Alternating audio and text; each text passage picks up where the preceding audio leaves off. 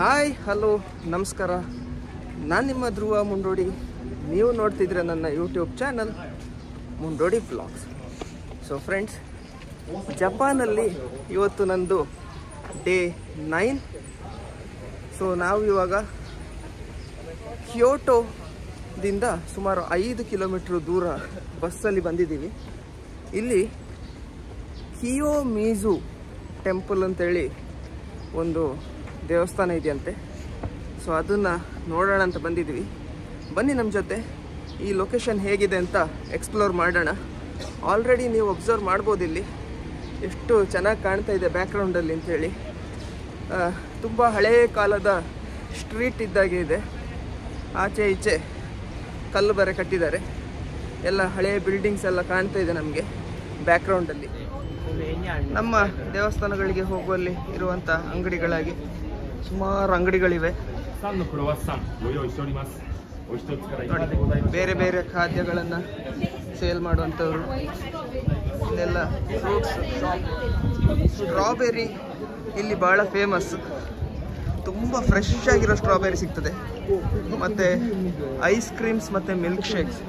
ಜಪಾನಿಯರಿಗೆ cold items ಭಾಳ ಇಷ್ಟ. Frozen items ಸಿಕ್ಕಾಬಟ್ಟೆ ಫ್ರೋಝನ್ ಐಟಮ್ಸ್ ತಿಂತಾರೆ. ಮುಂದೆ ಹೋಗೋಣ. ನೋಡಿ, ಇಲ್ಲಿ ನೋಡ್ಬೋದು ಬೇರೆ ಬೇರೆ ಥರದ ತಿಂಡಿ ತಿನಿಸುಗಳು. ಸಿಕ್ಕಾಬಟ್ಟೆ ರಶ್ ಇದೆ ಇಲ್ಲಿ. ಮೇಲೆ ಒಂದು ವ್ಯೂ ನೋಡಿ. ನಮ್ಮಲ್ಲಿ ದೇವಸ್ಥಾನಗಳಿಗೆ ಹೋಗುವಾಗ ದೇವಸ್ಥಾನದ ಎರಡೂ ಬದಿಯಲ್ಲಿ ಅಂಗಡಿಗಳಿರ್ತಾವಲ್ಲ, ಸೇಮ್ ಅದೇ ಥರ ನೋಡಿ. ಎಲ್ಲ ಹಳೇ ಕಾಲದ ಬಿಲ್ಡಿಂಗ್ಗಳು ಇಲ್ಲಿ ಕಾಣ್ಬೋದು. ಆ ಬಿಲ್ಡಿಂಗ್ಗಳ ಒಳಗೆ ಬೇರೆ ಬೇರೆ ಥರದ ಶಾಪಿಂಗ್ ಕಾಂಪ್ಲೆಕ್ಸ್ಗಳು. ಇಲ್ಲಿ ನೋಡಿ, ನಮ್ಮ ಊರಲ್ಲಿ ಇರುವ ಹಾಗೆ ಸೇಲ್ ಮಾಡ್ತಾ ಇದ್ದಾರೆ. ಬೇರೆ ಬೇರೆ ಥರದ ಐಟಮ್ಸ್ ಫಾರ್ ಸೇಲ್ ನೋಡ್ಬೋದು. ಚಾಪ್ ಸ್ಟಿಕ್ಗಳು, ಡಾಲ್ಗಳು. ಹಾಗೆ ನೋಡಿ, ಆನ್ ದ ವೇ ನಿಮಗೆ ಇನ್ನೊಂದು ಬಿಲ್ಡಿಂಗ್ ಕಾಣ್ತದೆ. ಭಾಳ ಹಳೇದಾದಂಥ ಬಿಲ್ಡಿಂಗ್. ಒಳಗಡೆ ಏನೋ ಜನ ಹೋಗ್ತಾ ಇದ್ದಾರೆ. ಏನಂತ ನೋಡೋಣ. ಇಲ್ಲಿ ನೋಡ್ಬೋದು ಹಳೆಯ ಕಾಲದ ಇನ್ಸ್ಕ್ರಿಪ್ಷನ್ಸ್ ಎಲ್ಲ ಇಲ್ಲಿ ಕಾಣ್ಬೋದು ನೀವು.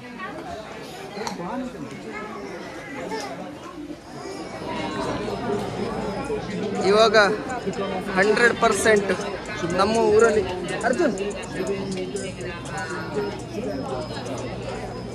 ಇವಾಗ 100% ನಮ್ಮ ಊರಲ್ಲೇ ಇದ್ದೀವೇನೋ ಅಂತ ಹೇಳುವಂಥ ಒಂದು ಫೀಲಿಂಗ್ ಬರ್ತಾ ಇದೆ. ನಮ್ಮಲ್ಲಿ ಯಾವುದಾದ್ರು ತೀರ್ಥಕ್ಷೇತ್ರಗಳಿಗೆ ಹೋದಾಗ ಇದೇ ಥರ ಜನಜಂಗುಳಿ ಇರ್ತದೆ, ಇದೇ ಥರ ಅಂಗಡಿಗಳು ಎಲ್ಲ ಇರ್ತದೆ. ಆಲ್ಮೋಸ್ಟ್ ಒಂದು ಸಂತೆ ಮಾರುಕಟ್ಟೆಗೆ ಹೋದ ಫೀಲಿಂಗೇ ಬರ್ತಾ ಇದೆ. ನೋಡಿ, ಇಲ್ಲಿ ನೋಡಿ, ಇಲ್ಲಿ ಕಾಣ್ಬೋದು ಕೀ ಬಂಚ್ಗಳೆಲ್ಲ ಸೇಲ್ಗೆಲ್ಲ ಇಟ್ಕೊಂಡು. ಇವತ್ತು ಸೆಕೆ ಇದೆ, ಆದರೆ ನಾನು ಜಾಕೆಟ್ ಯೂಸ್ ಮಾಡಲೇಬೇಕು. ನನ್ನ ಕ್ಯಾಮರಾ ಎಕ್ವಿಪ್ಮೆಂಟ್ಸ್ ಎಲ್ಲ ಇಟ್ಕೊಳ್ಳಿಕ್ಕೆ ಜಾಕೆಟೇ ಹೆಲ್ಪ್ ಆಗ್ತದೆ.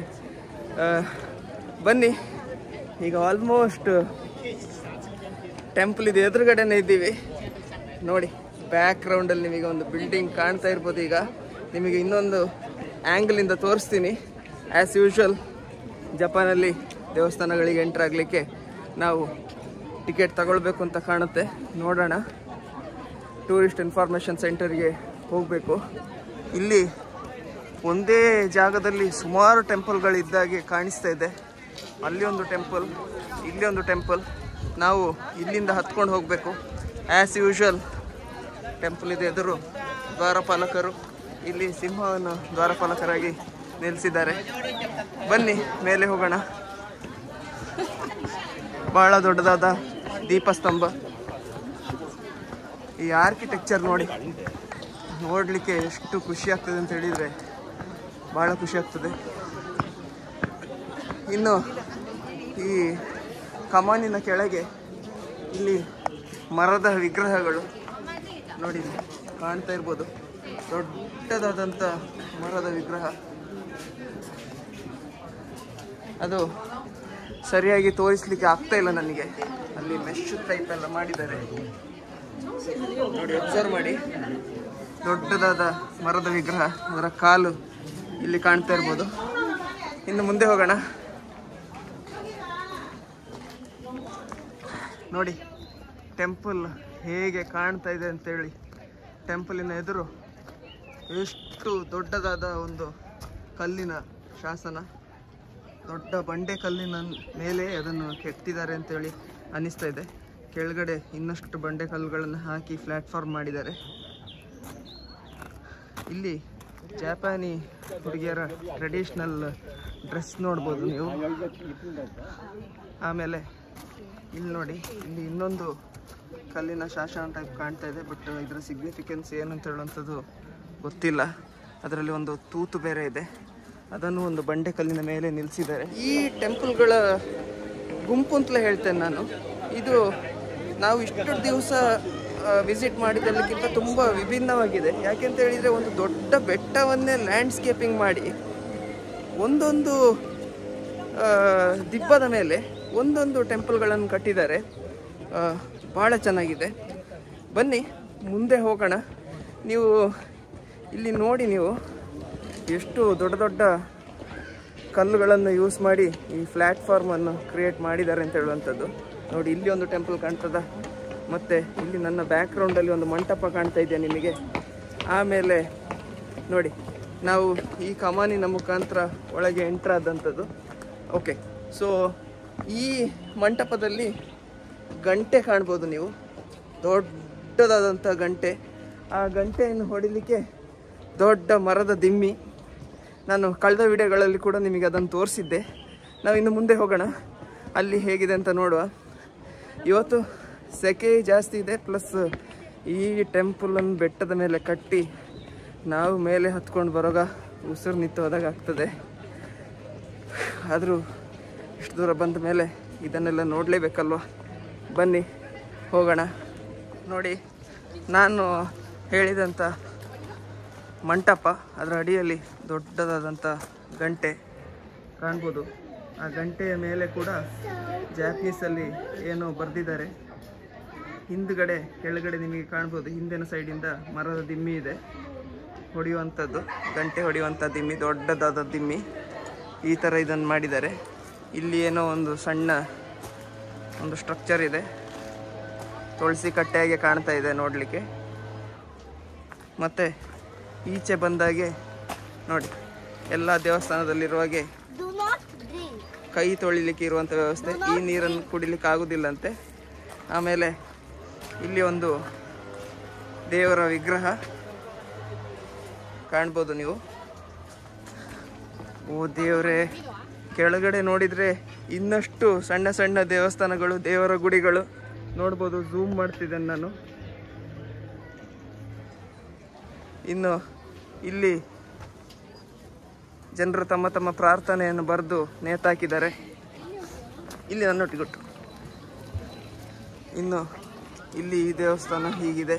ಇದೊಂದು ದೊಡ್ಡದಾದಂಥ ಪಗೋಡ. ನಾವು ಮುಂಚೆ ನೋಡಿದ ಪಗೋಡಗಳಿಗಿಂತ ಕಂಪ್ಯಾರಿಟಿವ್ಲಿ ಸಣ್ಣದಿದೆ. ಸಮಯ 10:43 ಆಯಿತು. ನಾವಿನ್ನೂ ಮೇನ್ ಟೆಂಪಲ್ ಪ್ರಿಮೈಸಸ್ಗೆ ಎಂಟ್ರ್ ಆಗಲೇ ಇಲ್ಲ. ಇದೆಲ್ಲ ಹೊರಗಡೆ ಇರುವಂಥ ಸಣ್ಣ ಸಣ್ಣ ಗುಡಿಗಳು. ಬನ್ನಿ ಮೇನ್ ಟೆಂಪಲ್ ಹೇಗಿದೆ ಅಂತ ಹೇಳುವಂಥದ್ದನ್ನ ನೋಡೋಣ.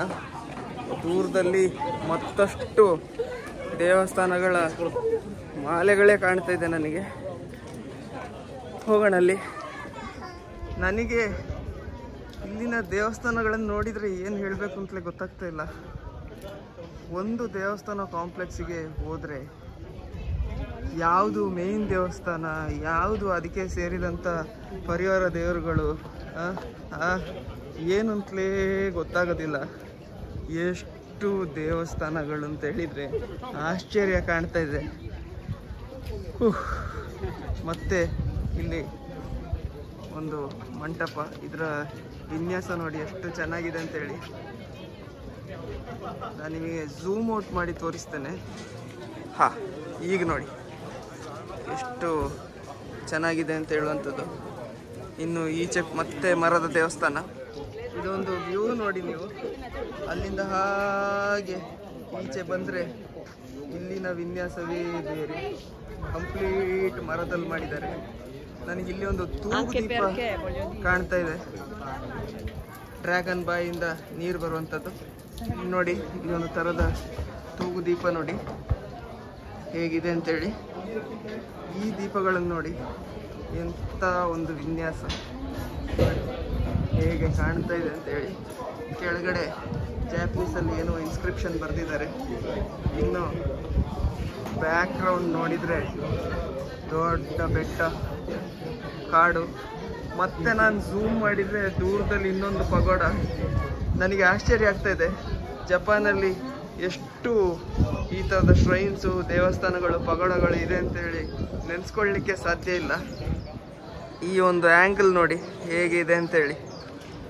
ಎಲ್ಲ 100% ಮರದಿಂದ ಮಾಡಿದಂಥ ಸ್ಟ್ರಕ್ಚರ್. ಇದು ಏನೋ ಒಂದು ಶಾಸ್ತ್ರ. ಸಣ್ಣದನ್ನು ಎತ್ತಲಿಕ್ಕೆ ಆಗ್ತದೆ, ದೊಡ್ಡದನ್ನು ಸಾಮಾನ್ಯವಾಗಿ ಯಾರಿಗೂ ಎತ್ತಲಿಕ್ಕೆ ಆಗೋದಿಲ್ಲ ಕಾಣ್ತದೆ. ಎಲ್ಲರೂ ಪ್ರಯತ್ನ ಮಾಡ್ತಿದ್ದಾರೆ. ಅರ್ಜುನ್ ಕೂಡ ಪ್ರಯತ್ನ ಮಾಡ್ತಿದ್ದಾನೆ. ಅರ್ಜುನ್ ಬಾ ನೋಡಿ, ಇದನ್ನು ಎತ್ತುವಂಥ ಪ್ರಯತ್ನ ಮಾಡ್ತಿದ್ದಾರೆ. ಆ ಸಣ್ಣ ರಾಡನ್ನು ಎತ್ತಲಿಕ್ಕೆ ಆಗ್ತದೆ, ದೊಡ್ಡದನ್ನು ಯಾರಿಗೂ ಎತ್ತಲಿಕ್ಕೆ ಆಗ್ತಾ ಇಲ್ಲ. ಬಂದ ಟೂರಿಸ್ಟ್ಗಳು ಸುಮಾರು ಜನ ಪ್ರಯತ್ನ ಮಾಡ್ತಿದ್ದಾರೆ.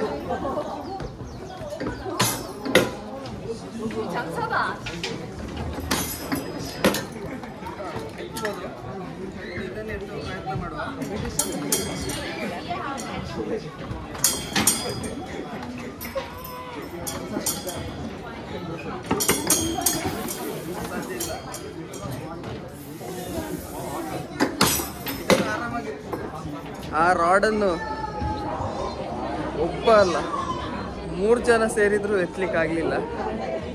ಬಹುಶಃ ಯಾರು ಒಂದು ಒಳ್ಳೆ ಪೈಲ್ವಾನ್ ಬಂದರೆ ಎತ್ಬೋದೇನೋ. ಈಗ ನಾವಿಲ್ಲಿ ಒಂದು ಬುದ್ಧನ ದೇಗುಲವನ್ನು ಶೂ ತೆಗೆದು ಎಂಟ್ರಾದ್ವಿ. ಈ ದೇಗುಲದ ಫ್ಲೋರಿಂಗ್ ಎಲ್ಲ 100% ಮರದಿಂದ ಮಾಡಿದ್ದಾರೆ. ಇನ್ನು ದೊಡ್ಡ ದೊಡ್ಡ ಮರದ ಪಿಲ್ಲರ್ಗಳು ನೋಡ್ಬೋದು. ಇಲ್ಲಿ ನಮ್ಮ ದೇವಸ್ಥಾನದಲ್ಲಿ ಹೊಡೆದಾಗೆ ಗಂಟೆ ಹೊಡೆಯುವಂಥದ್ದು, ದೇವರಿಗೆ ಕೈ ಮುಗಿಯುವಂಥದ್ದು ಸಾಮಾನ್ಯವಾಗಿ ಒಂದೇ ಥರ ಇದೆ ನೋಡಿ. ಇಲ್ಲಿ ಅವರು ಮಾಡ್ತಾ ಇದ್ದಾರೆ ನೋಡಿ, ದೇವರಿಗೆ ಅಡ್ಡ ಬೀಳುವಂಥ ಪದ್ಧತಿ ನಮಗೆ ಸೇಮ್ ನಮ್ಮ ಊರಲ್ಲಿ ಇದ್ದಾಗೆ ಅನ್ನಿಸ್ತಾ ಇದೆ. ಸ್ವಲ್ಪ ಮಾಡೋ ವಿಧಾನದಲ್ಲಿ ಡಿಫ್ರೆನ್ಸ್ ಇದೆ ಅಷ್ಟೇ. ಅಲ್ಲಿ ಕಾಣಿಕೆ ಹಾಕಿ ಕೈ ಮುಗಿಯುವಂಥದ್ದು.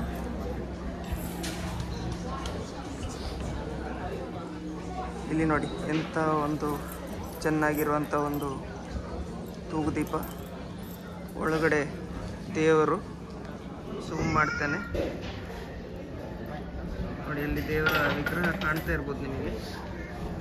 ಕಾಣಿಕೆ ಹುಂಡಿ ಮತ್ತು ಇಲ್ಲಿನ ಗಂಟೆ ಒಂದು ಬೇರೆ ಥರ ಇದೆ.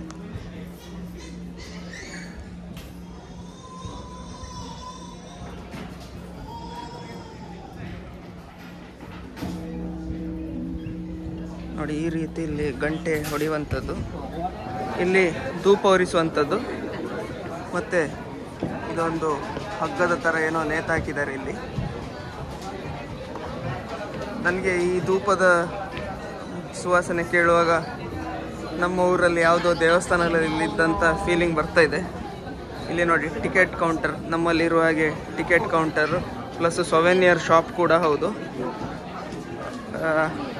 ನೋಡಿ ಇನ್ನು ಈಚೆ ಹೋಗೋಣ. ಇಲ್ಲಿ ಮತ್ತಷ್ಟು ದೇವಸ್ಥಾನಗಳು. ಇಲ್ಲಿ ನಾನು ಝೂಮ್ ಮಾಡಿದರೆ ಬಹುಶಃ ನಿಮಗೆ ಬುದ್ಧನ ಒಂದು ದೊಡ್ಡ ವಿಗ್ರಹ ಕಾಣ್ಬೋದು. ಇಲ್ಲಿ ಅಷ್ಟಾಗಿ ಫೋಕಸ್ ಆಗ್ತಾ ಇಲ್ಲ. ಅಲ್ಲೂ ಹೋಗುವ, ಹೇಗಿದೆ ಅಂತ ನೋಡೋಣ. ಇಲ್ಲಿ ಹೋದಷ್ಟು ದೇವಸ್ಥಾನಗಳು ಮುಗಿಯುವ ಹಾಗೆ ಕಾಣ್ತಾ ಇಲ್ಲ ನನಗೆ. ಈಗ ನಾನು ಆಗಲೇ ನಿಮಗೆ ದೂರದಿಂದ ತೋರಿಸಿದೆ ಬುದ್ಧನ ವಿಗ್ರಹ ಸ್ವಲ್ಪ ಕಾಣ್ತಾ ಇದೆ ಅಂತೇಳಿ. ಸೊ ಅಲ್ಲಿಗೆ ಬಂದ್ವಿ ನಾವು. ನಡೆದು ಬೆಟ್ಟ ಹತ್ತಿ ಸಾಕಾಗಿ ಹೋಯಿತು. ಆದರೂ ನೋಡುವಾಗ ಮಾತ್ರ ಭಾಳ ಖುಷಿ ಆಗ್ತದೆ. ಇಂಥ ಸ್ಥಳಗಳನ್ನೆಲ್ಲ ಒಮ್ಮೆ ಆದರೂ ಜೀವನದಲ್ಲಿ ನೋಡಬೇಕು. ತುಂಬ ಚೆನ್ನಾಗಿದೆ ನೋಡಿ ಬ್ಯಾಕ್ಗ್ರೌಂಡಲ್ಲಿ. ಆದರೆ ಇಲ್ಲಿಗೆ ಹತ್ಕೊಂಡು ಬರೋದು ದೊಡ್ಡ ವಿಚಾರ ಅಲ್ಲ. 2 ಮಕ್ಕಳ ಜೊತೆ ಟ್ರಿಪ್ ಮಾಡೋದು ಅಂತ ಹೇಳಿದರೆ ಸುಲಭದ ಮಾತಲ್ಲ, ದೊಡ್ಡ ಸಾಹಸನೇ ಸರಿ ಇದು. ಯಾಕೆಂತ ಹೇಳಿದರೆ ಒಂದು ಮಗು ಆಚೆ ಹೋಗುವಾಗ ಇನ್ನೊಂದು ಮಗಿಗೆ ಇನ್ನೊಂದು ಏನಾದರೂ ಬೇಕಾಗಿರ್ತದೆ. ಅವರನ್ನು ಸಮಾಧಾನ ಮಾಡಿ ಆಗುವಾಗ ನಮ್ಮ ಟೈಮು ಅರ್ಧ ಅಲ್ಲೇ ಖಾಲಿಯಾಗಿರ್ತದೆ. ಕೇಳ್ತಾ ಇರ್ಬೋದು ನಿಮಗೆ ಬ್ಯಾಕ್ಗ್ರೌಂಡಲ್ಲಿ, ನಿತ್ತಲ್ಲಿ ನಿಲ್ಲದಿಲ್ಲ ನೋಡಿ ನೋಡಿ. ಆಗ ನಾನು ನಿಮಗೆ ದೂರದಿಂದ ತೋರಿಸಿ ಅಂತ ಬುದ್ಧನ ವಿಗ್ರಹ ಹೇಗಿದೆ ನೋಡಿ. ಇದೊಂದು ವ್ಯೂ ನೋಡಿ ಎಷ್ಟು ಚೆನ್ನಾಗಿದೆ ಅಂತ ಹೇಳಿ. ನಾವು ಆವಾಗ ಆ ಟೆಂಪಲಿಂದ ಈಗ ಈ ಕಡೆ ಕ್ರಾಸ್ ಆಗಿದ್ದೇವೆ ನೋಡಿ. ಹೀಗೆ ಬಂದು ಇಲ್ಲಿಂದ ಕ್ರಾಸ್ ಆದ್ದು ನಾನಾಗ ಬುದ್ಧನ ವಿಗ್ರಹ ಕಾಣ್ತಾ ಇದೆ ಅಂತ ಹೇಳುವಂಥ ದೇವಸ್ಥಾನ ಇದು. But at the same time ನೀವು ಈ ವ್ಯೂ ಒಂದು ನೋಡಿ. ಈ ಕಂಪ್ಲೀಟ್ ದೊಡ್ಡ ದೇವಸ್ಥಾನ ಇದೆಯಲ್ಲ, ಕಂಪ್ಲೀಟ್ ಅದು ಅಷ್ಟು ಎತ್ತರಕ್ಕೆ ಅದು ಮರದ ಫ್ಲೋರಿಂಗ್ ಮೇಲೆ ನಿಂತಂಥದ್ದು, ಮರದ ಪಿಲ್ಲರ್ಸಲ್ಲೇ ಮಾಡಿದಂಥ ದೇವಸ್ಥಾನ ಅದು. ಇವನ್ ಈಗ ನಾವು ಇಲ್ಲಿ ಇರೋದೇನು, ಇದು ಕೂಡ ಮರದಲ್ಲೇ ಮಾಡಿರುವಂಥದ್ದು. ಮೇಲಿನ ಕೆಲವೊಂದು ಇಂಪಾರ್ಟೆಂಟ್ ದೇವಸ್ಥಾನಗಳನ್ನು ಮಾತ್ರ ನೋಡಿದ್ವಿ, ಎಲ್ಲವನ್ನು ಕವರ್ ಮಾಡಲಿಕ್ಕೆ ಆಗಲಿಲ್ಲ ನಮಗೆ. ಮಕ್ಕಳು ಗಲಾಟೆ ಮಾಡಲಿಕ್ಕೆ ಸ್ಟಾರ್ಟ್ ಮಾಡಿದರು. ಈಗ ನಾನು ಆಗಲೇ ಹೇಳಿದೆ ನಿಮಗೆ, ಆ ಎದುರುಗಡೆ ಇರೋ ಟೆಂಪಲ್ ಕಂಪ್ಲೀಟ್ ಮರದ ಸ್ಟ್ರಕ್ಚರ್ ಮೇಲೆ ಬಿಲ್ಡ್ ಮಾಡಿದ್ದಾರೆ, ಕೆಳಗಡೆಯಿಂದ ಮರದ ಪಿಲ್ಲರ್ಸ್ ಹಾಕಿ ಮಾಡಿದ್ದಾರೆ ಅಂತ ಹೇಳುವಂಥದ್ದು. ನಾನು ನಿಮಗೀಗ ಅದನ್ನು ತೋರಿಸ್ತೇನೆ. ಕಾಣ್ತಾ ಇರ್ಬೋದು ನಿಮಗೆ ಎಷ್ಟು ದೊಡ್ಡ ದೊಡ್ಡ ಮರದ ಪಿಲ್ಲರ್ಸನ್ನು ಸೆಟ್ ಮಾಡಿ ಮೇಲೆ ಒಂದು ಪ್ಲಾಟ್ಫಾರ್ಮ್ ಮಾಡಿ ಅದರ ಮೇಲೆ ದೇವಸ್ಥಾನ ಕಟ್ಟಿದ್ದಾರೆ ಅಂತ ಹೇಳುವಂಥದ್ದು. ಇಲ್ಲಿ ನೋಡಿ,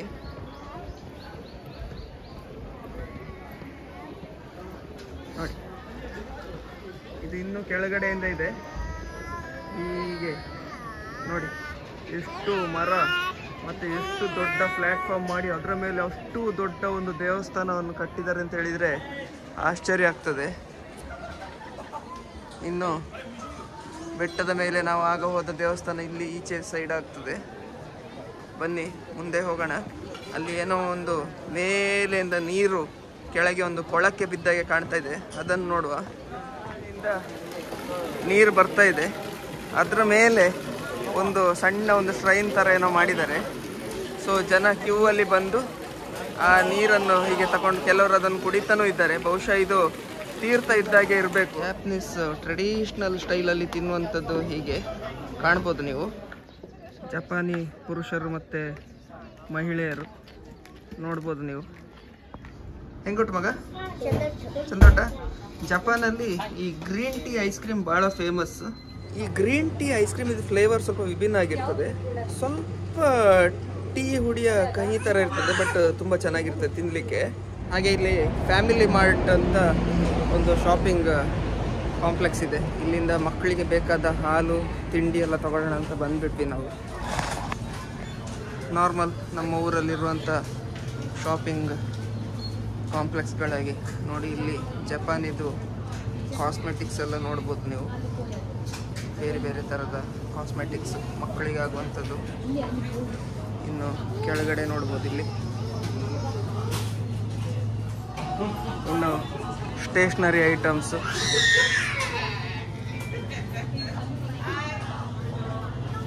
ಜ್ಯೂಸ್ಗಳು,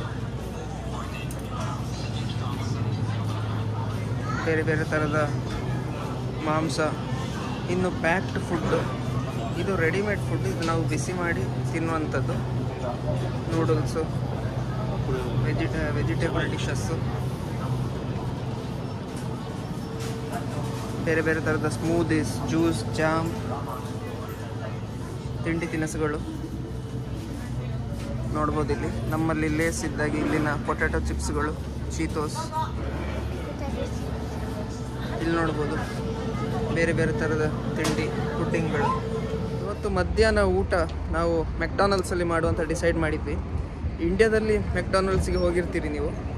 ಜಪಾನಿದು ಮೆಕ್ಡಾನಲ್ಡ್ಸ್ ಹೇಗಿದೆ ಅಂತ ಹೇಳುವಂಥದ್ದನ್ನ ನಾನು ನಿಮಗೆ ಒಳಗಡೆ ಹೋಗಿದ ಮೇಲೆ ತೋರಿಸ್ತೀನಿ.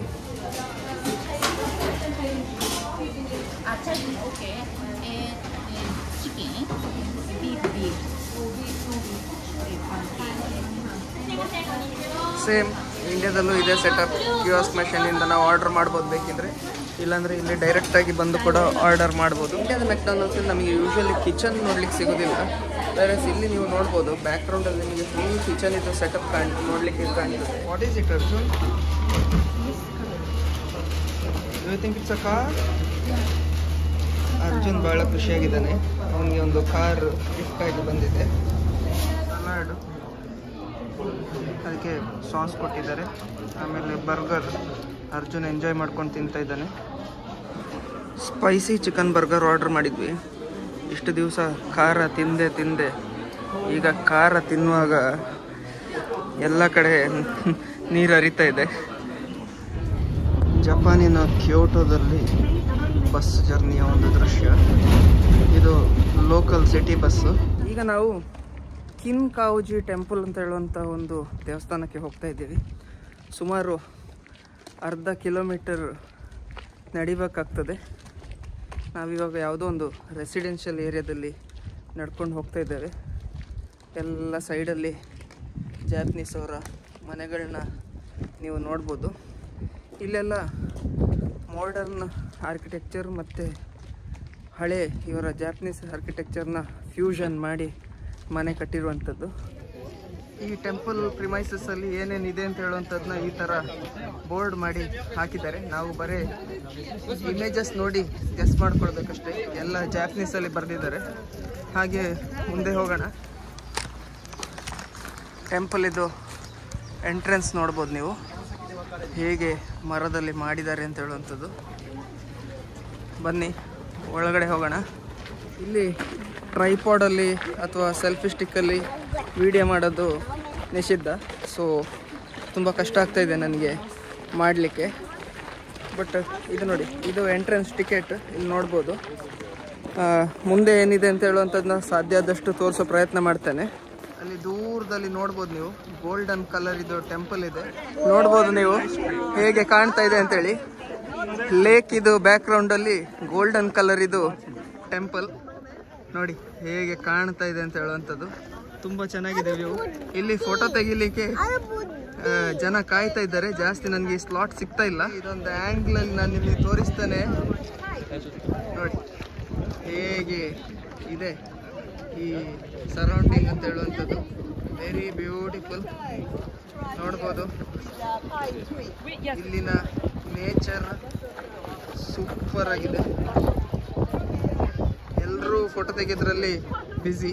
ಕೊಳ ಸಿಕ್ಕಾಪಟ್ಟೆ ಅಗಲ ಇದೆ. ಗಾಳಿ ಕೂಡ ವೇಗವಾಗಿ ಬೀಸ್ತಾ ಇದೆ. ನೀವು ತೆರೆಗಳನ್ನ ನೋಡ್ಬೋದು, ಸಣ್ಣಕ್ಕೆ ಕೊಳದಲ್ಲಿ ನೀರಿನ ತೆರೆ. ನಾವು ಈ ಹಿಂದೆ ನೋಡಿದ ದೇವಸ್ಥಾನಗಳೆಲ್ಲ ಸಾಮಾನ್ಯವಾಗಿ ಕಲ್ಲು ಮತ್ತು ಮರದ ಕಾಂಬಿನೇಷನಲ್ಲಿ ಕಟ್ತಾ ಇದ್ರು. ಬಟ್ ಇವತ್ತು ನಾವು ನೋಡಿದ ಎಲ್ಲ ದೇವಸ್ಥಾನಗಳು ಅಥವಾ ಶ್ರೈನ್ಗಳು ಕಂಪ್ಲೀಟ್ ಮರದ ಸ್ಟ್ರಕ್ಚರ್ಗಳೇ. ಈ ಊರಲ್ಲಿ ಕಟ್ಟಿದಂಥ ಎಲ್ಲ ದೇವಸ್ಥಾನಗಳು ಮರದಿಂದಲೇ, ಕೆಳಗಡೆ ಫೌಂಡೇಶನ್ ಲೆವೆಲಿಂದ ಮರದಿಂದಲೇ ಕಟ್ಟಿದ್ದಾರೆ. ಕಿನ್ಕಾವುಜಿ ಗೋಲ್ಡನ್ ಟೆಂಪಲ್. ಬನ್ನಿ ಮುಂದೆ ಹೋಗೋಣ, ಅಲ್ಲಿ ಏನಿದೆ ಅಂತ ನೋಡೋಣ. ಇನ್ನೊಂದು ನಾನು ಜಪಾನಲ್ಲಿ ಒಬ್ಸರ್ವ್ ಮಾಡಿದ್ದೆ ಏನಂತ ಹೇಳಿದರೆ, ಇಲ್ಲಿ ಇವರಿಗೆ ಜಲ ಅಂದರೆ ಒರತೆ ನೀರು ಸಾಕಷ್ಟಿದೆ.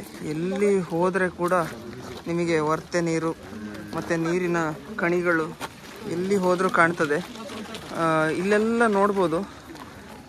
ಇದೇನು ನಾವು ಟೌನಿಂದ ಭಾಳ ದೂರ ಕಾಡಲ್ಲೇನಿಲ್ಲ, ಟೌನ್ ಮಧ್ಯದಲ್ಲೇ ಇದ್ದೇವೆ. ಬಟ್ ಅಲ್ಲೆಲ್ಲ ನೀರು ಹೇರಳವಾಗಿ ಸಿಗ್ತದೆ ಇವರಿಗೆ, ಫ್ರೆಶ್ ವಾಟರ್. ಎಲ್ಲಿ ಹೋದರೂ ನೀರು. ಅಲ್ಲಿ ಗೋಲ್ಡನ್ ಟೆಂಪಲ್ ನೋಡಿ ಆದಮೇಲೆ ನಾವು ನಿಜೋ ಕ್ಯಾಸಲ್ ನೋಡ್ಲಿಕ್ಕೆ ಬಂದ್ವಿ. ಜಪಾನಿನ ಮಹಾರಾಜರ ಅರಮನೆಗಳಲ್ಲಿ ಒಂದು, ಸುಮಾರು ಅರಮನೆಗಳಿವೆ. ಅದರಲ್ಲಿ ಇದು ಒಂದು. ಬ್ಯಾಕ್ಗ್ರೌಂಡಲ್ಲಿ ಕೋಟೆಯ ಬಾಗಿಲು ಕಾಣ್ತಾ ಇರ್ಬೋದು ನಿಮಗೆ ನೋಡಿ. ಇಲ್ಲಿ ನಾನು ನಿಮಗೆ ಇನ್ನೊಂದು ಆ್ಯಂಗ್ಲಿಂದ ತೋರಿಸ್ತೇನೆ. ಜಪಾನಿನ ಮಹಾರಾಜರ ಕೋಟೆಯ ಒಳಗೆ ನಾವು ಕಾಲಿಟ್ಟಿದ್ದೇವೆ. ಇಲ್ಲಿ ನೋಡ್ಬೋದು ಕೋಟೆಯ ಬಾಗಿಲು, ಮಹಾದ್ವಾರ. ಆಚೆಯಲ್ಲಿ ಏನೋ ಒಂದು ಬಿಲ್ಡಿಂಗ್ ಕಾಣ್ತಾ ಇದೆ. ನಮ್ಮ ಹತ್ರ ಇಲ್ಲಿ ಜಾಸ್ತಿ ಟೈಮ್ ಇಲ್ಲ. ಹಾದೇವು ಬೇರೆ ಕೂಗ್ತಾ ಇದ್ದಾನೆ, ನಿದ್ದೆಯಿಂದ ಎದ್ದ.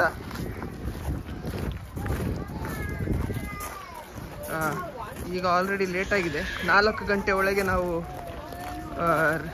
ಇದು ಅರಮನೆಯನ್ನು ಪ್ರವೇಶ ಮಾಡಬೇಕು, ಮತ್ತೆ ಕ್ಲೋಸ್ ಆಗ್ತದೆ. ಇಲ್ಲಿ ನೋಡ್ಬೋದು ಎಂಟ್ರೆನ್ಸ್. ನಾನು ಬೇಗ ಬೇಗ ನಡ್ಕೊಂಡು ಹೋಗ್ತಾ ಇದ್ದೇನೆ, ಇಲ್ಲಾಂದರೆ ನಮಗೆ ಎಂಟ್ರಿ ಇಲ್ಲದಾಗೆ ಆಗ್ತದೆ.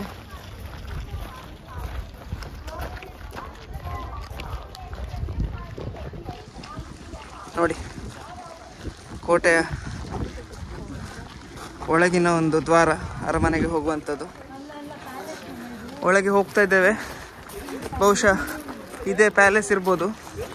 4 ಗಂಟೆಗೆ ಮುಂಚೆ ನಾವು ಎಂಟರ್ ಆಗಬೇಕಂತೆ. ಇನ್ನು ಸ್ವಲ್ಪ ಝೂಮ್ ಮಾಡಿ ತೋರಿಸ್ತೇನೆ. ಓಕೆ, ಕ್ಷಮಿಸಬೇಕು, ಅರಮನೆ ಒಳಗೆ ಯಾವುದೇ ಥರದ ಫೋಟೋಗ್ರಫಿ ಆಗಲಿ ವಿಡಿಯೋಗ್ರಫಿಗಾಗಲಿ ಪರ್ಮಿಷನ್ ಇರಲಿಲ್ಲ, ಹಾಗೆ ನನಗೆ ತೋರಿಸ್ಲಿಕ್ಕೆ ಆಗಲಿಲ್ಲ ನಿಮಗೆ. ಒಳಗಡೆ ಸಾಮಾನ್ಯ ಎಲ್ಲ ರೂಮ್ಗಳು ಒಂದೇ ಥರ ಚೌಕಾಕಾರದಲ್ಲಿ. ಬಟ್ ರಾಜ ತನ್ನ ಮಂತ್ರಿಗಳೊಟ್ಟಿಗೆ ಮಾತಾಡುವಂಥ ರೂಮ್ ಒಂದು, ಸೈನಿಕರೊಟ್ಟಿಗೆ ಮಾತಾಡುವಂಥ ರೂಮ್ ಒಂದು, ಹಾಗೆ ರಾಣಿಯೊಟ್ಟಿಗೆ ಇರುವಂಥ ರೂಮ್, ಹಾಗೆ ಬೇರೆ ಬೇರೆ ರೂಮ್ಗಳಿದೆ. ಬಟ್ ಎಲ್ಲ ರೂಮ್ಗಳು ನಮಗೆ ಸಾಮಾನ್ಯ ಒಂದೇ ಥರ ಕಾಣಿಸ್ತು. ಬಟ್ ವಾಲ್ ಪೇಂಟಿಂಗ್ಸ್ ಮತ್ತು ಮೇಲೆ ಫ್ಲೋರಿಂಗ್ ಅಲ್ಲಿ ಇರುವಂಥ ಪೇಂಟಿಂಗ್ಸ್ ಬೇರೆ ಬೇರೆ ಇತ್ತು. ಕೆಲವು ಕಡೆ ರಾಜನಿಗೆ ಕೂರ್ಲಿಕ್ಕೆ ಸ್ಟೇಜ್ ಥರ ಮಾಡಿದರು. ಸೊ ಬ್ಯಾಕ್ಗ್ರೌಂಡಲ್ಲಿ ಅರಮನೆ ಹೀಗೆ ಕಾಣ್ತಾ ಇದೆ. ಕಂಪ್ಲೀಟಾಗಿ ಅರಮನೆಯನ್ನು ಫೌಂಡೇಶನಿಂದ ಮೇಲೆವರೆಗೆ ಮರದಲ್ಲೇ ಮಾಡಿದ್ದಾರೆ. ನನಗೆ ಇಲ್ಲೆಲ್ಲಿ ಕಲ್ಲು ಉಪಯೋಗ ಮಾಡಿದ್ದು ಗೊತ್ತಾಗ್ತಾನೇ ಇಲ್ಲ. ನೋಡಿ, ಇದೇನು ಕಾಣ್ತಾ ಇದೆಯಲ್ಲ, ಇದು ಹೀಗೆ ಕವರ್ ಮಾಡಿದರೆ ಆ ರೂಮ್ ಕತ್ಲಾಗ್ತದೆ. ಏನು ನಿಮಗೆ ವೈಟ್ ಕಲರಲ್ಲಿದೆ ಅದು ಒಂಥರ ಟ್ರಾನ್ಸ್ಪರೆಂಟ್ ಮೆಟೀರಿಯಲಲ್ಲಿ ಮಾಡಿದ್ದಾರೆ. ಸೊ ಇದನ್ನು ಹೀಗೆ ಕ್ಲೋಸ್ ಮಾಡ್ತಾ ಹೋದಾಗೆ ಆ ರೂಮಲ್ಲಿ ಕತ್ಲಾಗ್ತಾ ಹೋಗ್ತದೆ. ಸೊ ಇಲ್ಲಿ ನೋಡಿ, ಇಲ್ಲಿ ಸೊ ಒಳಗಡೆ ಈ ಥರದ ಸುಮಾರು ಹಲಗೆಗಳಿದೆ. ಆ ಹಲಗೆಗಳನ್ನು ಹೀಗೆ ಪುಷ್ ಮಾಡ್ತಾ ಬರ್ತಾರೆ. ಪುಷ್ ಮಾಡ್ತಾ ಬಂದಾಗ ಅಲ್ಲಿರುವಂಥ ರೂಮು ಕತ್ಲಾಗ್ತಾ ಹೋಗ್ತದೆ. ಏನು ಈ ಬಿಳಿ ಕಲರ್ದು ನಿಮಗೆ ಕಾಣ್ತಾ ಇದೆ ಕಿಟಕಿಯಲ್ಲಿ, ಅದು ಒಂಥರ ಪೇಪರ್ ಅಥವಾ ಏನೋ ಒಂಥರದ ಬಟ್ಟೆಯಿಂದ ಮಾಡಿರುವಂಥದ್ದು. ಕೋಟೆ ಹಿಂಬದಿ ಅರ್ಜುನ್ ಮತ್ತು ಸಹದೇವ್ ಎಂಜಾಯ್ ಮಾಡ್ತಾ ಇದ್ದಾರೆ. ಬೆಳಿಗ್ಗೆಯಿಂದ ಸಹದೇವನ ಎತ್ಕೊಂಡು ಈಗ ಎಷ್ಟು ಕೇಳಿದರೂ ಎತ್ಕೊಳ್ಳೋಕೆ ಒಪ್ತಾ ಇಲ್ಲ, ನಡಿಬೇಕಂತೆ ಅವನಿಗೆ. ಅರಮನೆ ಭಾಳ ದೊಡ್ಡದಾದ ಒಂದು ಆವರಣದಲ್ಲಿದೆ, ಸುಮಾರು ಅಗಲ ಇದೆ. ನಡೆದು ಸಾಕಾಯಿತು. ಜಪಾನಲ್ಲಿ ನಡೆದಷ್ಟು ನನ್ನ ಜೀವಮಾನದಲ್ಲಿ ಎಲ್ಲಿ ಸಹ ನಾನು ನಡಿಲಿಲ್ಲ, ಅಷ್ಟು ನಡಿಬೇಕಾಗ್ತದೆ. ನೋಡಿ, ಬ್ಯಾಕ್ಗ್ರೌಂಡಲ್ಲಿ ಅರಮನೆ ಕಾಣ್ತಾ ಇದೆ. ನಾವಿವಾಗ ಬಹುಶಃ ಕೋಟೆಯ ಮೇಲೆ ಹತ್ತುವಂಥ ಒಂದು ಅವಕಾಶ ಇಲ್ಲಿ ಮಾಡಿರ್ಬೇಕು ನಮಗೆ. ದೊಡ್ಡ ಪ್ಲ್ಯಾಟ್ಫಾರ್ಮಿಗೆ ಬಂದು ರೀಚ್ ಆದ್ವಿ. ನನಗೇನು ಕಾಣಿಸ್ತಾ ಇದೆ ಅಂತ ಹೇಳುವಂಥದ್ದನ್ನ ನಿಮಗೀಗ ತೋರಿಸ್ತೇನೆ. ನೋಡ್ಬೋದು, ಕೋಟೆ ಸೈಡಿಗೆ ಕಂದಕದಲ್ಲಿ ನೀರು.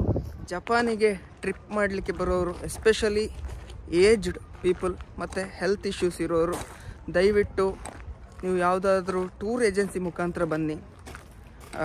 ನಮಗೆ ಸ್ವಂತ ಪ್ಲ್ಯಾನ್ ಮಾಡಿಕೊಂಡು ಬರಬೇಡಿ. ನಾವು ಯಂಗ್ಸ್ಟರ್ಸ್, ನಮಗೆ ಹೇಗಾದರೂ ಅದನ್ನು ಎಕ್ಸಿಕ್ಯೂಟ್ ಮಾಡಲಿಕ್ಕಾಗ್ತದೆ. ಎಸ್ಪೆಷಲಿ ನಾವು ಮಕ್ಕಳಿರೋದ್ರಿಂದಾಗಿ ಟೂರ್ ಏಜೆನ್ಸಿ ಥ್ರೂ ಬಂದರೆ ಅವರ ಟೈಮಿಗೆ ನಮಗೆ ಮ್ಯಾಚ್ ಆಗಲಿಕ್ಕೆ ಆಗೋದಿಲ್ಲ. ನಮಗೆ ಈ ಹಿಂದೆ ಯುರೋಪಲ್ಲಿ ಸುಮಾರು 13-14 ದೇಶಗಳನ್ನ ಸುತ್ತಾಡಿ ಎಕ್ಸ್ಪೀರಿಯನ್ಸ್ ಇರೋದ್ರಿಂದಾಗಿ ಇದೇನಂತ ಏನು ಕಷ್ಟ ಆಗ್ತಾಯಿಲ್ಲ. ಬಟ್ ಊಟದ ವಿಷಯದಲ್ಲಿ ಯಾರೇ ಆಗಲಿ ಸ್ವಲ್ಪ ತೊಂದರೆ ಆಗ್ಬೋದು. ಎಸ್ಪೆಷಲಿ ವೆಜಿಟೇರಿಯನ್ಸಿಗೆ ಮತ್ತು ಏಜ್ ಆಗಿರೋರಿಗೆ, ಹೊಟ್ಟೆ ಬೇಗ ಅಪ್ಸೆಟ್ ಆಗುವಂಥವರಿಗೆ ಊಟದ ವಿಷಯ ಗ್ಯಾರಂಟಿ ತೊಂದರೆ ಆಗ್ಬೋದು. ಹಾಗಾಗಿ ಏಜ್ ಆದವರಿಗೆ ಮತ್ತು ಈ ಥರ ಏನಾದ್ರು ಸ್ಪೆಸಿಫಿಕ್ ಇಶ್ಯೂಸ್ ಇರೋರಿಗೆ ಊಟದ ವಿಷಯದಲ್ಲಿ ಅದು ಬೇರೆ ಬೇರೆ ಥರದಲ್ಲಿ ನೀವು ಶಾರ್ಟ್ ಡಿಸ್ಟೆನ್ಸ್ ಸ್ಟೇನ ಸೆಲೆಕ್ಟ್ ಮಾಡ್ಕೊಳ್ಳೋದು ಒಳ್ಳೆಯದು. ಲಾಂಗ್ ಟ್ರಿಪ್ಪು ಪ್ಲ್ಯಾನ್ ಮಾಡಿದರೆ ಕಷ್ಟ ಆಗ್ಬೋದು ಅಂತೇಳಿ ನನ್ನ ಭಾವನೆ. ಈಗ ನಾವು ನಾನ್ ವೆಜ್ ತಿನ್ನೋದ್ರಿಂದಾಗಿ ನಮಗೆ ಅಂಥ ಏನು ತೊಂದರೆ ಆಗಲಿಲ್ಲ. ಎಲ್ಲಿ ಹೋದರೂ ನಮಗೆ ಯಾವುದಾದ್ರೂ ನಾವು ಒಂದು ತಿನ್ನುವಂಥ ಒಂದು ಮೀಟ್ ಸಿಗ್ತದೆ. ಬಟ್ ಸ್ಟಿಲ್ ಈ ಮಸಾಲ ಪದಾರ್ಥಗಳ ವ್ಯತ್ಯಾಸದಿಂದಾಗಿ ಮತ್ತು ಎಣ್ಣೆಯ ವ್ಯತ್ಯಾಸದಿಂದಾಗಿ ನಮಗೂ ಒಮ್ಮೊಮ್ಮೆ ಊಟ ನೋಡುವಾಗ ಅಸಹ್ಯ ಅಂತ ಹೇಳುವ ಹಾಗೆ ಆಗ್ತದೆ. ಊಟ ಆ್ಯಕ್ಚುಲಿ ಚೆನ್ನಾಗೇ ಇರ್ತದೆ, ಬಟ್ ನಮ್ಮ ಬಾಯಿ ರುಚಿ ಅದಕ್ಕೆ ಸೆಟ್ ಆಗದ ಕಾರಣದಿಂದಾಗಿ ಅದು 1 ಸಲ 2 ಸಲಕ್ಕೆ ಚೆನ್ನಾಗಿ ಅನಿಸ್ತದೆ, ಮತ್ತು ಕಷ್ಟ ಆಗ್ತದೆ. ಎಕ್ಸಿಟ್ ಆಗುವಂಥ ದ್ವಾರಕ್ಕೆ ಬಂದು ರೀಚ್ ಆದ್ವಿ. ನೋಡ್ಬೋದು. ಹೊರಗೆ ಬಂದಾಯಿತು ನೋಡಿ. ನೈಟ್ ಆದಾಗೆ ಕೋಟೆಗೆಲ್ಲ ಲೈಟಿಂಗ್ಸ್ ಎಲ್ಲ ಹಾಕಿದ್ದಾರೆ. ಕೋಟೆ ಇನ್ನೊಂದು ಭಾಗ.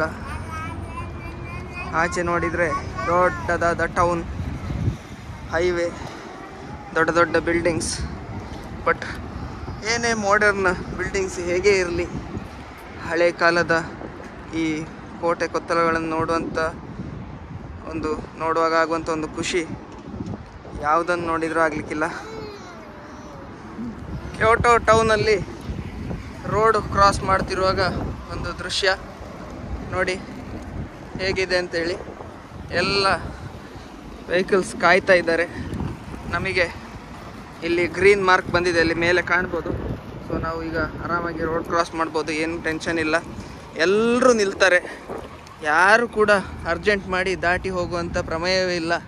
ಆರಾಮಾಗಿ ಕಣ್ಣು ಮುಚ್ಕೊಂಡು ಕೂಡ ದಾಟ್ಬೋದು. ಸಂಜೆ ಹೊತ್ತು ಕ್ಯೋಟೋ ಟೌನಿನ ಇನ್ನೊಂದು ಆ್ಯಂಗ್ಲ್ ಇದು ದೃಶ್ಯ ನೋಡಿ. ನಾವು ಈ ರೋಡ್ ಕ್ರಾಸ್ ಮಾಡಲಿಕ್ಕೆ ಇಲ್ಲಿ ಓವರ್ ಬ್ರಿಡ್ಜ್ ಮಾಡಿದ್ದಾರೆ. ಇಲ್ಲಿಂದ ಹೀಗೆ ಹತ್ಕೊಂಡು ಬಂದು ಇಲ್ಲಿ ಕಾಣ್ಬೋದು ನೀವು. ಸುಮಾರು 4-5 ದಿಕ್ಕಲ್ಲಿ ಇಳಿಲಿಕ್ಕೆ ಮತ್ತು ಹತ್ತಲಿಕ್ಕೆ ವ್ಯವಸ್ಥೆ. ನಾವೀಗ ಒಂದು ದೊಡ್ಡ ಹೈವೇಯನ್ನು ಕ್ರಾಸ್ ಮಾಡ್ತಾ ಇದ್ದೇವೆ ಈ ಓವರ್ ಬ್ರಿಡ್ಜಿನ ಮುಖಾಂತರ. ನೋಡಿ ಹೇಗೆ ಕಾಣ್ತಾ ಇದೆ ಅಂತೇಳಿ. ಇಲ್ಲಿ ಬೇಕಾದರೆ ಇಲ್ಲಿ ಇಳಿಬೋದು. ಅರ್ಜುನ್ ನಾವೀಗ ಇಲ್ಲಿ ಇಳಿದ್ವಿ. ನಮಗೆ ಆಚೆ ಹೋಗ್ಬೇಕಂದ್ರೆ ಹಾಗೂ ಹೋಗ್ಬೋದು, ಒಂದು ಇಡೀ ಸುತ್ತು ಹಾಕ್ಬೋದು. ಜಪಾನಿ ತಾಯಂದಿರು ಸಣ್ಣ ಮಕ್ಕಳನ್ನು ಕರ್ಕೊಂಡು ಹೋಗ್ತಿರುವಂಥ ದೃಶ್ಯ ನೋಡಿ. ಸೈಕಲ್ ಅವರು ಕೂಡ ನೋಡಿ, ಅಲ್ಲಿ ನೋಡ್ಬೋದು ಹಿಂದೆ ಮಗು ಇದೆ. ಸೈಕಲ್ ಅವರು ಕೂಡ ಈ ಟ್ರಾಫಿಕ್ ಸಿಗ್ನಲ್ಗೆ ಅಷ್ಟು ರೆಸ್ಪೆಕ್ಟ್ ಕೊಡ್ತಾರೆ.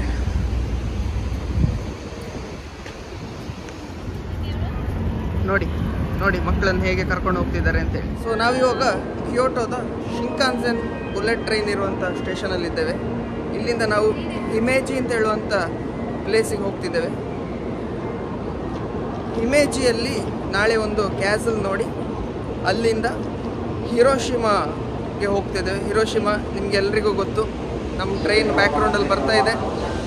ಅಣು ಬಾಂಬ್ ವಿಸ್ಫೋಟ ಆದಂಥ ಸ್ಥಳ. ನಾನು ಆಲ್ರೆಡಿ ಈಗ ಶಿಂಕಾನ್ಸೆನ್ ಬುಲೆಟ್ ಟ್ರೈನ್ ಒಳಗಡೆ ಇದ್ದೇನೆ. ನಾನು ಆವಾಗಲೇ ಹೇಳಿದೆ ಹಿರೋಶಿಮಾದ ಬಗ್ಗೆ, ಅಣು ಬಾಂಬ್ ವಿಸ್ಫೋಟ ಆದ ಸ್ಥಳ ಅಂತೇಳಿ.